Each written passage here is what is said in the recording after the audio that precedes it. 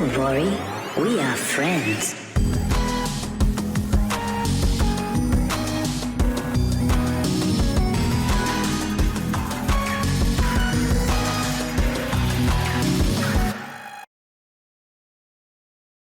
GM friends, and welcome back to another episode on FRENS VALIDATOR. If this is your first video, I'm your host Juri Maibaum, and this show is the hub that brings together crypto pioneers, exciting projects, and a thriving community. We at FRENS VALIDATOR are a core contributor to the staking sector and believe that it will grow into a multi-billion-dollar industry over the next couple of years. On this show, you will learn how to profit from the proof-of-stake run-up, how to make passive income in crypto with staking, and how to stay ahead of the curve. If this sounds interesting to you and you want to profit from the staking revolution, subscribe to this podcast show. And today is a very special day because once again, we have to talk about restaking, but not restaking in Ethereum, but on Cosmos, brought to you by Persistence. And what better intro could I have for this? Mikhil, welcome to the show. Mikhil is here from the Persistence team talking about Persistence bringing restaking to Cosmos. Mikhil, pleasure to have you on.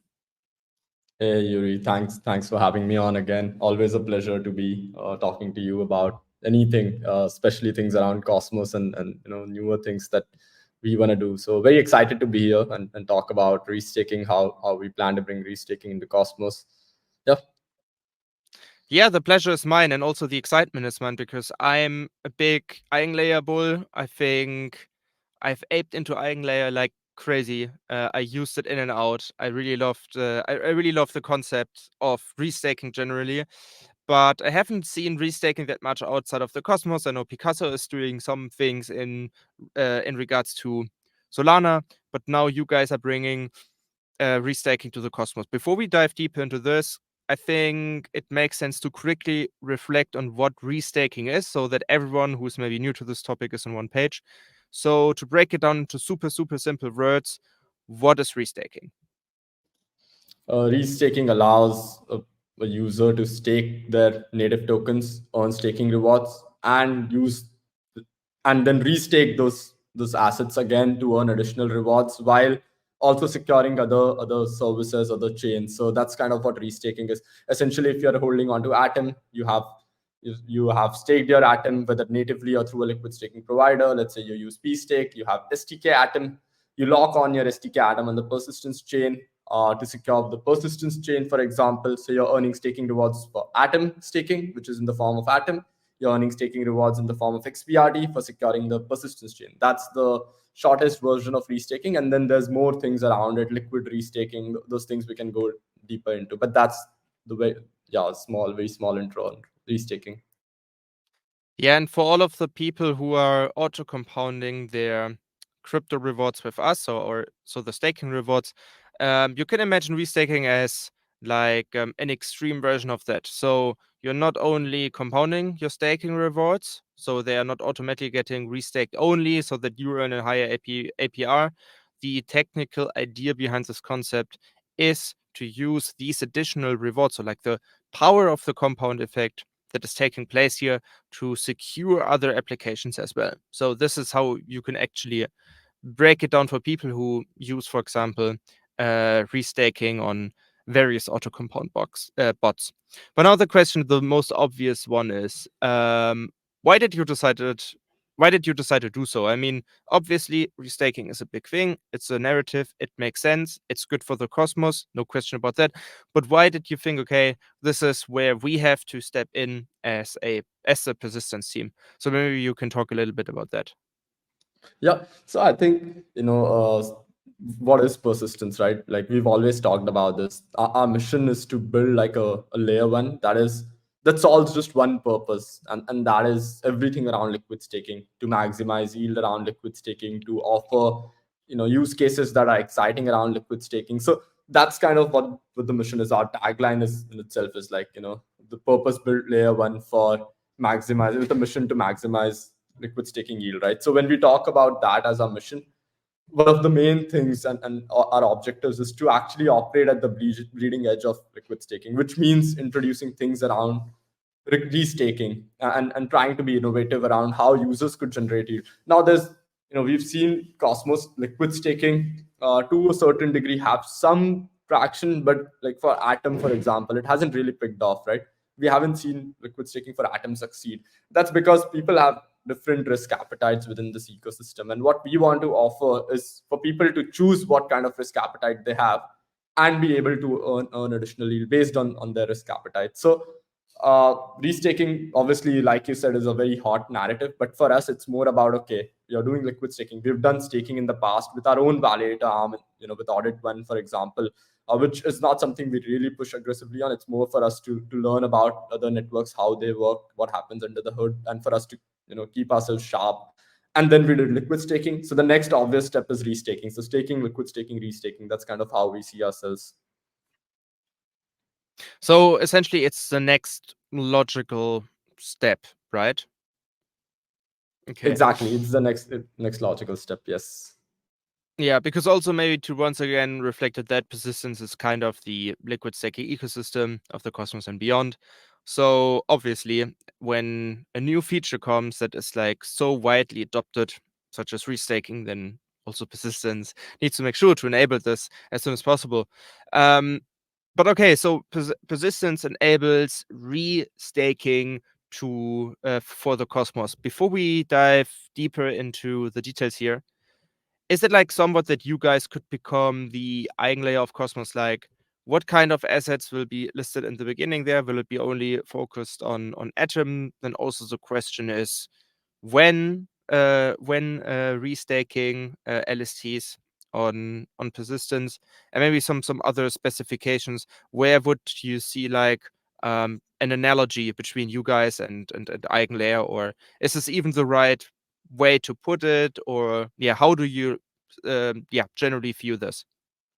Yeah, very good question. So I think with EigenLayer, the primary objective for EigenLayer is to provide economic security to various services that may require that economic security, and allows or ETH LST holders to generate additional yield by providing that security. For us, what we set out to achieve was to build an ecosystem which is very much catering to liquid staking use cases. So that still remains a core part of our thought process. Every decision we make is around, okay, how do we build this economy around liquid staking?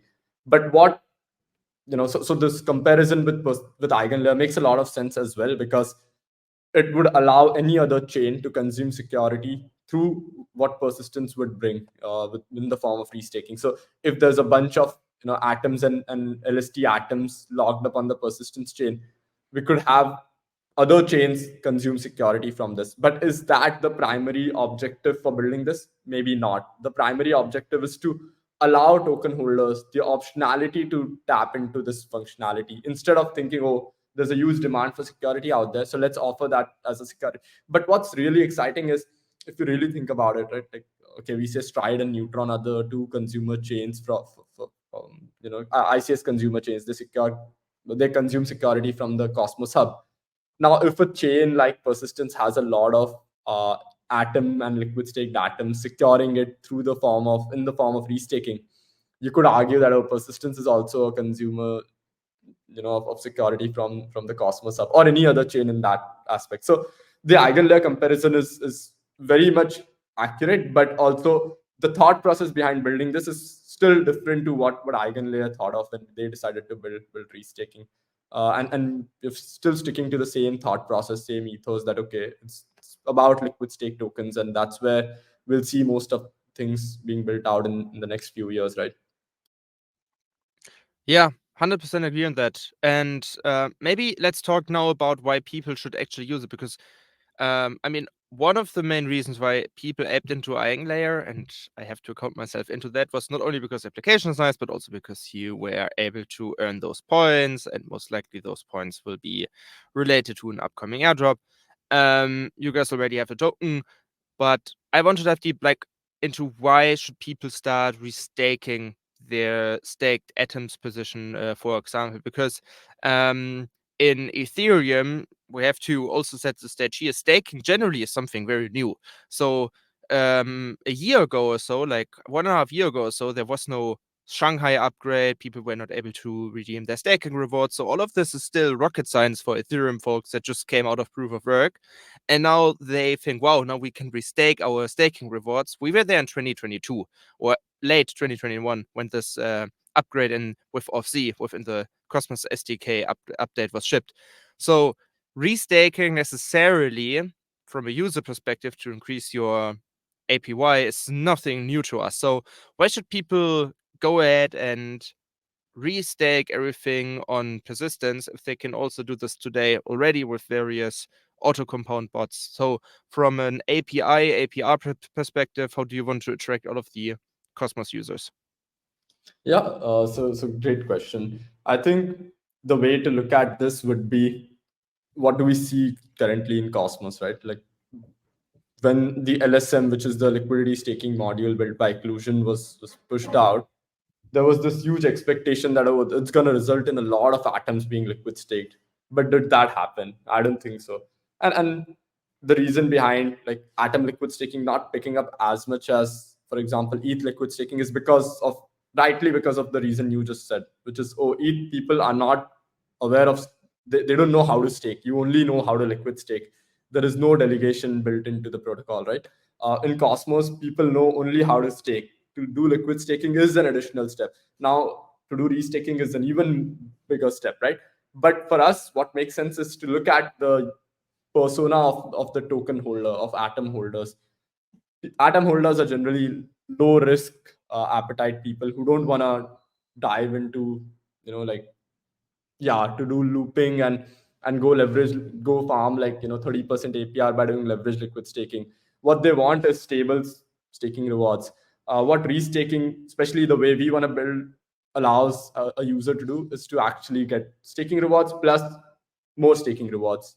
What is the risk? It's just slashing risks. Whether you have the, I think in Cosmos, slashing risks across all chains are very much similar, right? You have the downtime slash penalty, which is fairly minimal, and you have the double slash penalty, which is about 5%, if I'm not wrong. So it's the same across all chains. Now, if you're an atom staker, you feel comfortable knowing, okay, there's another chain which has the same bunch of validators.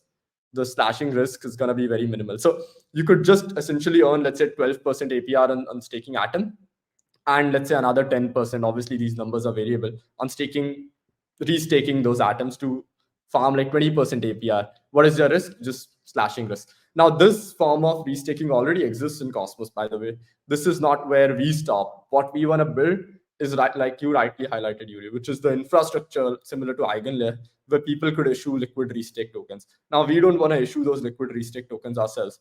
But that's where things get exciting. That's where you think of bigger yields. So now, if you're a low risk person, you don't have that big of a risk appetite. You just do simple restaking, and that's it. You earn atom staking rewards, you earn XPRD staking rewards.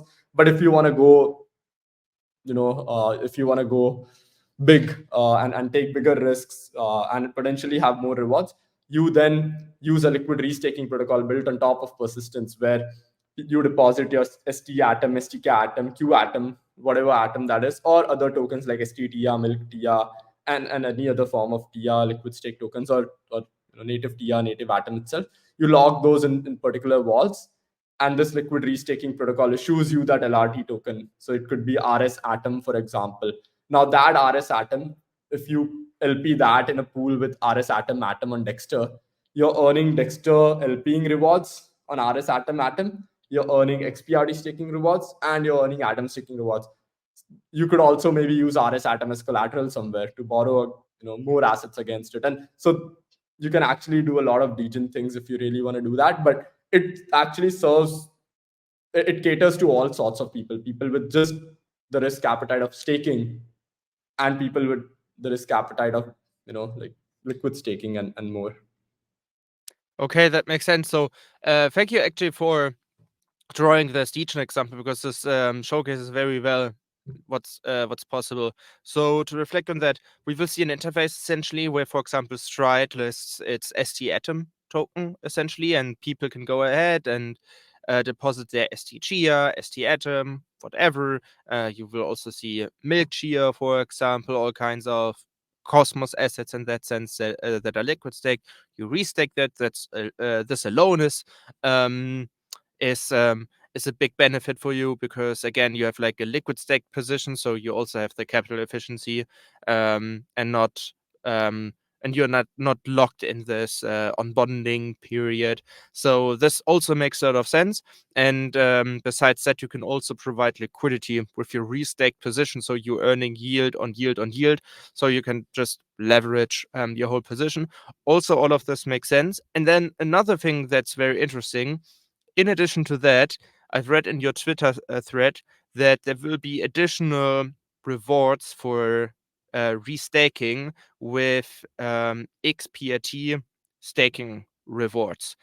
Can you talk a little bit about how this is possible, that you guys offer additional XPRT staking rewards to people who use the service? Yeah, so I think I dived into it a little bit, but if you have to go deeper, how it generally works is today, I think 77% of all XPRT tokens are staked. Staking, the inflation is about 12.5%. And if I have to look at the staking rewards, it's about 14-15%. Don't quote me on that number, but something along those lines. This staking APR is what the people who have staked their XPRT receive.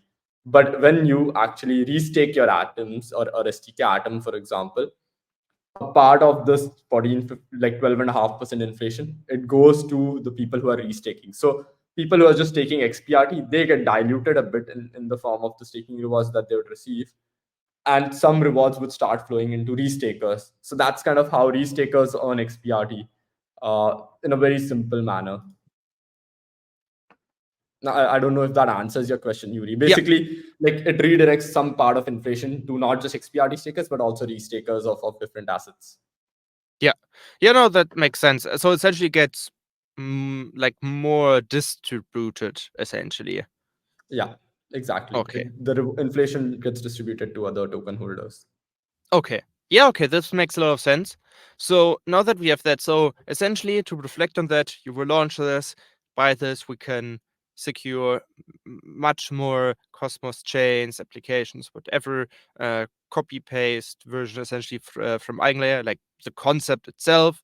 But still, it's very different to EigenLayer in that sense, because the infrastructure between Ethereum and Cosmos is very, very different. Again, for Ethereum folks, staking generally is something completely new. We are very used to that. We go one step further. We talk about having restake positions in liquidity pools, which is very crazy to think of. And we will also see additional rewards for restaking your LSD position on EigenLayer, because not on EigenLayer, on persistence. Sorry about that. Because there will be additional XPRT staking rewards. All of this makes sense. So I think we with friends fully support this vision, because we are big supporters of restaking, just because it makes so much sense to basically give out security to more applications all across the Cosmos. What I also like about this news that you guys have shipped here is that you have worked together on this with Terra, if I'm not mistaken. So can you talk a little bit about this? Because I think this is something that is lovely to see. Terra just essentially joined the broader Cosmos after the collapse. Now it's coming back, contributing to it. So yeah, maybe you can talk a little bit about this. Yeah, absolutely. So I think with Alliance, Terra actually built out restaking in a big way. I think it's not EigenLayer that shipped restaking, I believe. Obviously, EigenLayer has been live for more than 6 months now, right? Almost, if not more. But this Alliance module was built quite a while back, and the Terra folks actually really brought restaking into Cosmos and in the space, to be honest, because I think there's various forms of restaking. Interchain security is one form of restaking as well, right? You have your atom staked on validators and Cosmos Hub, but the Cosmos Hub is securing the same validators as securing Stride and Neutron, which are ICS consumer chains.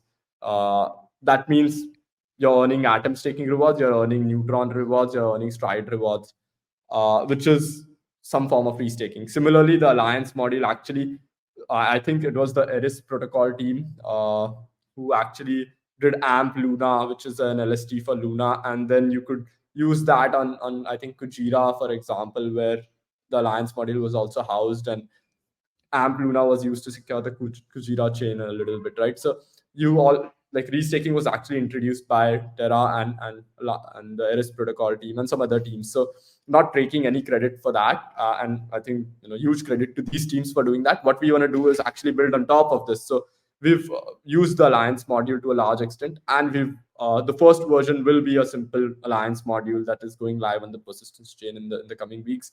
Right after that, we'll have the modified version of the Alliance module, wherein we do additional things that allow us to secure other chains, because the Alliance module today restricts you to secure just your own chain. But how can you secure other chains? That's where the Cosmos tech stack and our engineering prowess comes into play, where our engineers have figured out ways to make that happen, and that's more exciting to me. But obviously the fact that like I'm very excited to be using the Alliance module. I think the Terra team has been one of the best teams, if not the best, in terms of shipping quality stuff. Obviously mechanism design is arguable with UST, but I'm kidding. But yeah, I think I'm very excited for this. Yeah, I couldn't agree more on that. And yeah, all of this sounds super, super promising, and we can't wait to get things started with restaking on persistence, publishing the first tutorials about that. I think, yeah, it's very clear, exciting times ahead in the Cosmos. Now also restaking is coming to us very, very soon. So yeah, Mikhil, thank you so much for joining. Congratulations on the big news. Again, let us know as soon as it's out so we can cover it much more on the show. And with that being said, once again, thanks for joining, and I hope I see you on the show very soon. Thank you, Yuri.